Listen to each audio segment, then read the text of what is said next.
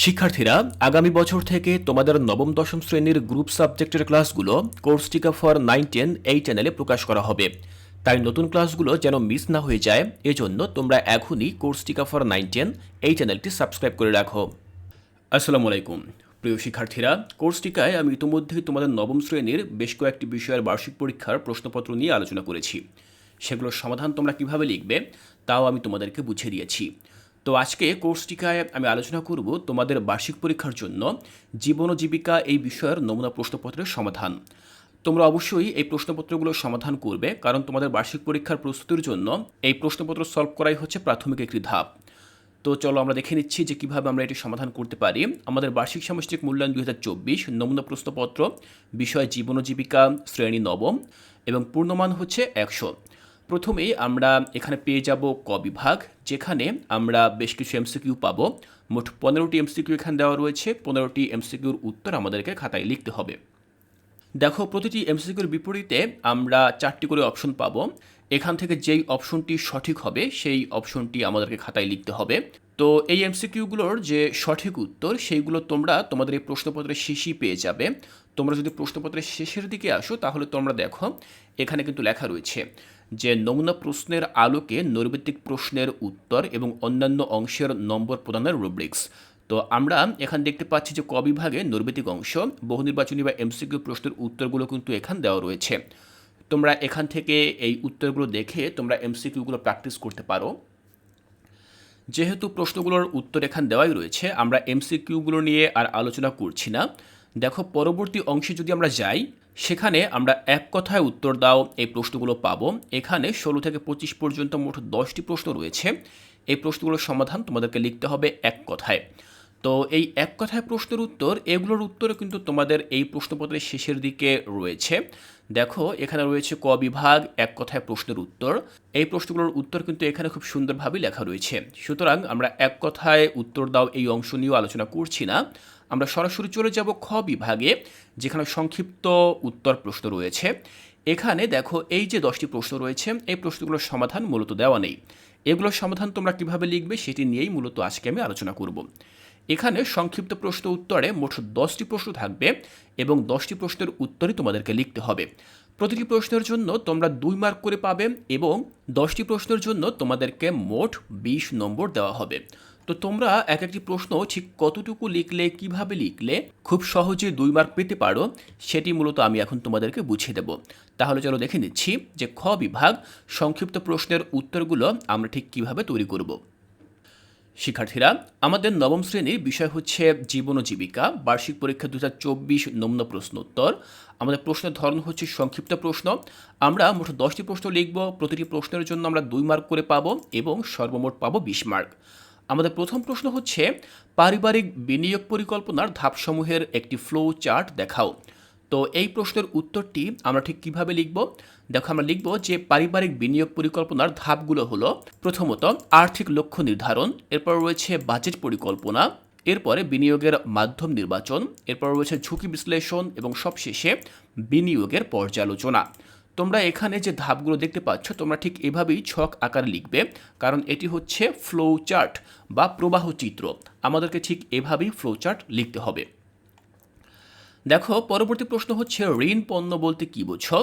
তো আমরা এই প্রশ্নের উত্তরটি ঠিক এভাবে লিখতে পারি যে ঋণ পণ্য হলো ব্যাংক বা আর্থিক প্রতিষ্ঠানগুলোর দেওয়া ঋণ সুবিধা, যেমন গৃহ ঋণ, গাড়ি ঋণ বা ব্যক্তিগত ঋণ, যা নির্দিষ্ট শর্তে ও সময়সীমার মধ্যে প্রদান করা হয় এবং সময় মতো ফেরত দিতে হয়।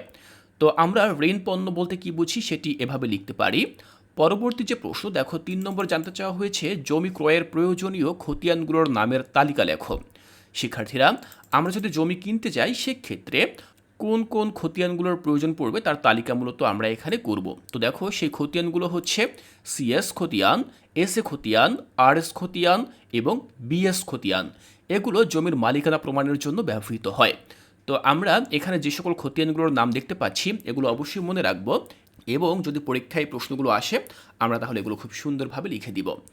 দেখো, 4-এ বলা হয়েছে মূলধনী পণ্য কাকে বলে? তো আমরা দেখো উত্তরে লিখতে পারি যে মূলধনী পণ্য হলো সেই সব পণ্য যা উৎপাদন প্রক্রিয়ায় ব্যবহৃত হয়, যেমন যন্ত্রপাতি, কারখানা, ভবন, যা অন্যান্য পণ্য উৎপাদনে সহায়ক হয়, এবং দীর্ঘমেয়াদী সম্পদ হিসেবে বিবেচিত হয়। তো আমরা মূলধনী পণ্য কাকে বলে এই প্রশ্নের উত্তরটি ঠিক এভাবে লিখলাম। 5 দেখো জানতে চাওয়া হয়েছে যে ক্ষুদ্র ব্যবসা শুরু করার ধারাবাহিক ধাপগুলো লিখো। তো আমরা কিভাবে একটি ক্ষুদ্র ব্যবসা শুরু করতে পারি তার ধারাবাহিক ধাপগুলো আমরা লিখব এভাবে। দেখো, ব্যবসায়িক ধারণা নির্ধারণ, ব্যবসায়িক পরিকল্পনা তৈরি, মূলধন সংগ্রহ, লাইসেন্স ও অনুমোদন গ্রহণ এবং ব্যবসার বিপণন ও পরিচালনা শুরু করা। এগুলো হচ্ছে মূলত ধারাবাহিক ধাপ।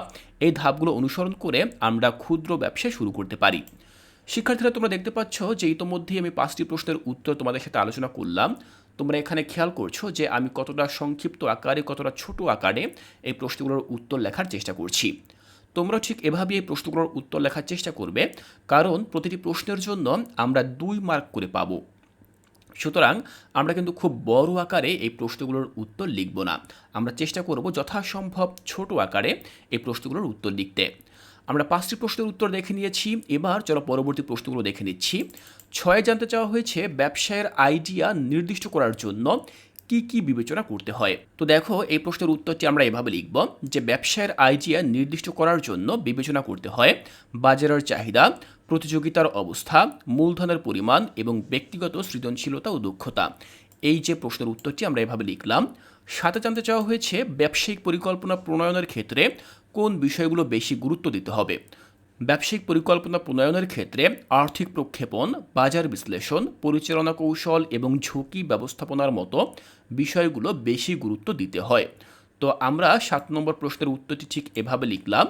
এবার দেখো, 8 জানতে চাওয়া হয়েছে সামাজিক উদ্যোগ বাস্তবায়নের জন্য কয় ধরনের ব্যয় নির্ণয় করতে হয়। তো আমরা 8 নম্বর প্রশ্নের উত্তরটি ঠিক এভাবে লিখব যে সামাজিক উদ্যোগ বাস্তবায়নের জন্য প্রধানত 2টি ধরনের ব্যয় নির্ণয় করতে হয়: স্থায়ী ব্যয় যা দীর্ঘমেয়াদী এবং চলমান ব্যয় যা কার্যক্রম পরিচালনার জন্য প্রয়োজন হয়। এরপর দেখো, 9 জানতে চাওয়া হয়েছে যে আউটসোর্সিং কি, উদাহরণ লিখো। তো আমরা লিখতে পারি আউটসোর্সিং হলো প্রতিষ্ঠানের কিছু কার্যক্রম বাইরের প্রতিষ্ঠানের মাধ্যমে সম্পন্ন করা। উদাহরণ, কোনো কোম্পানি তাদের কাস্টমার সার্ভিস পরিচালনার জন্য তৃতীয় পক্ষ নিয়োগ করে। তো এটি হচ্ছে একটি আউটসোর্সিংয়ের উদাহরণ। এবার দেখো, 5 জানতে চাওয়া হয়েছে যে 5টি সেবা খাতের নাম লিখো। তো 5টি সেবা খাতের নাম কি কি আমরা লিখতে পারি। দেখো, স্বাস্থ্যসেবা, শিক্ষা, ব্যাংকিং, তথ্য প্রযুক্তি এবং পর্যটন। এগুলো হচ্ছে বিভিন্ন সেবা খাতের উদাহরণ। শিক্ষার্থীরা, তোমরা দেখতে পেলে যে 10টি প্রশ্নের উত্তর আমি ঠিক কিভাবে তোমাদের সামনে উপস্থাপন করলাম। আমি চেষ্টা করেছি খুবই সংক্ষিপ্ত আকারে প্রশ্নগুলোর উত্তর তোমাদেরকে বুঝিয়ে দেওয়ার জন্য। শিক্ষার্থীরা, আমি আশা করছি তোমরা ঠিক এভাবেই এই প্রশ্নগুলোর উত্তর লিখতে পারবে এবং এভাবে লিখলে তোমরা অবশ্যই প্রতিটি প্রশ্নের বিপরীতে 2 মার্ক করে পেয়ে যাবে। শিক্ষার্থীরা, এর পরবর্তী ক্লাসে আমরা চলে যাব আমাদের পরবর্তী যে অংশ রয়েছে গ বিভাগ। এখানে আমরা রচনামূলক প্রশ্ন পাবো, দৃশ্যপটবিহীন প্রশ্ন, এবং একই সাথে তারপরে আমরা ঘ বিভাগে পাবো রচনামূলক প্রশ্ন দৃশ্যপট নির্ভর। এই প্রশ্নগুলোর সমাধান তোমরা কিভাবে করবে তা আমি এর পরবর্তী ক্লাসে বুঝিয়ে দেব। তাই কোর্সটিকায় এর পরবর্তী ক্লাসগুলো দেখার আমন্ত্রণ জানিয়ে আজকের এই ক্লাসটি এখানেই শেষ করছি।